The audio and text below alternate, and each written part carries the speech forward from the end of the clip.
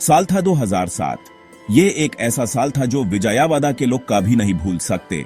आंध्र प्रदेश का एक बुसी शहर विजयवाड़ा एक डरावनी घटना से हिलने वाला था। शहर अपनी रोशनियों और रौनक के लिए मशहूर था, लेकिन इस रात ने सब कुछ बदल दिया। दिसंबर 30 को एक भयंकर खोज ने पूरे शहर को हिलाकर रख दिया।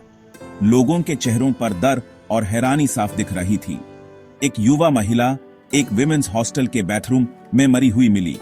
यह हॉस्टल, जो पहले एक सुरक्षित जगह माना जाता था, अब एक भयंकर घटना का मरकज बन गया। विक्टिम का नाम था आयेशा मीरा, 21 साल की फार्मेसी स्टूडेंट।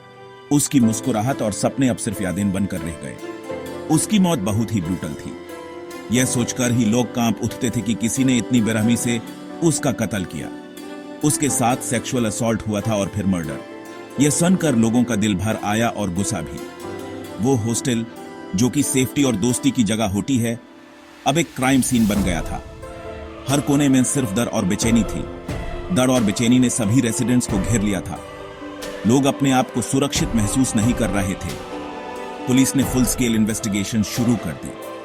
हर छोटी से छोटी बात को ध्यान से देखा जा रहा था। उन पर कल्प्रिट को पकड़ने और इंसाफ दिलाने का बहुत प्रेशर था। शहर के लोग उम्मीद कर रहे थे कि जल्दी से जल्दी इंसाफ मिलेगा। आयेशा मीरा एक इंटेलिजेंट और एम्बिशियस लड़की थी। उसकी आंखों में सपने थे और दिल में जुनून। हर दिन वो अपने सपनों को हकीकत में बदलने के लिए मेहनत करती थी।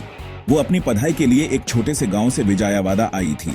उसके गांव के लोग उस पर गर्व करते थे, क्योंकि वो पहली लड़की थी जो इतनी दूर पढ़ने गई थी।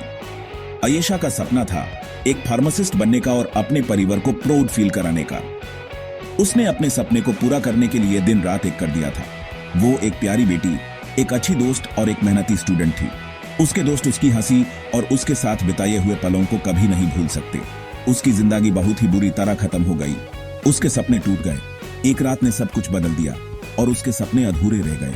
उसके मर्डर की खबर ने उसके गांव और उसके आसपास के लोगों को हिलाकर रख दिया। लोगों को यकीन नहीं हो रहा था कि ऐसा कुछ हो सकता है। उसका परिवार टूट गया था। अपने नुकसान को सहना मुश्किल हो रहा था।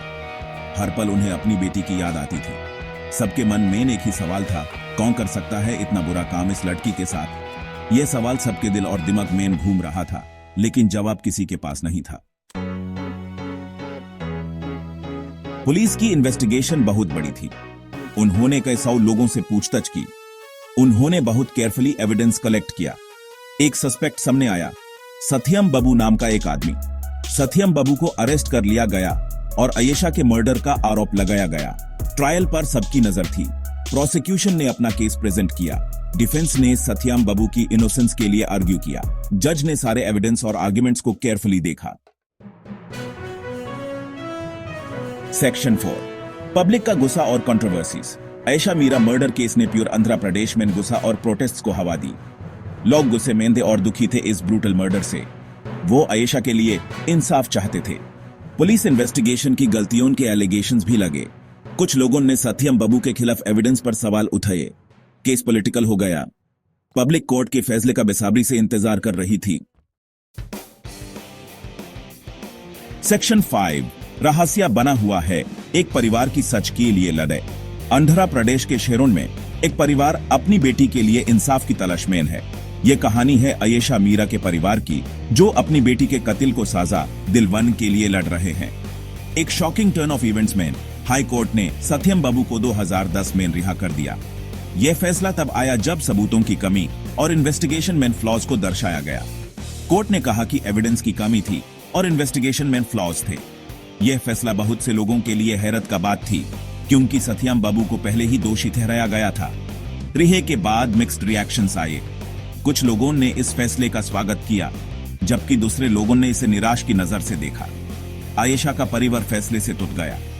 उन्होंने अपनी बेटी को इंसाफ दिलाने की उम्मीद रखी थी, लेकिन यह फैसला उनके लिए एक बड़ा झटका था। वो अभी भी कहते हैं कि सत्यम बाबू गिल्टी है। उनका मानना है कि असली कत्ल अभी भी आजाद घूम रहा है और उनकी बेटी के साथ न्याय नहीं हुआ। वो अपनी बेटी के लिए इंसाफ की लड़ाई लड़ रहे हैं। हर दिन हर रात वो अपनी बेटी के लिए न्याय की तलाश में लगे हुए हैं। आयेशा मीरा मर्डर केस एक रहस्य बना हुआ है। यह केस सिर्फ एक कत्ल का नहीं, बल्कि एक परिवार के सपनों और उम्मीदों का भी है। यह सवाल अभी भी अनआंसर्ड है कि किसने आयेशा मीरा को मारा। हर दिन ये सवाल उनके परिवार के दिमाग में घूमता रहता है। ये केस हमें याद दिलाता है कि हमारे समाज में कितना अंधेरा छुपा हो सकता है।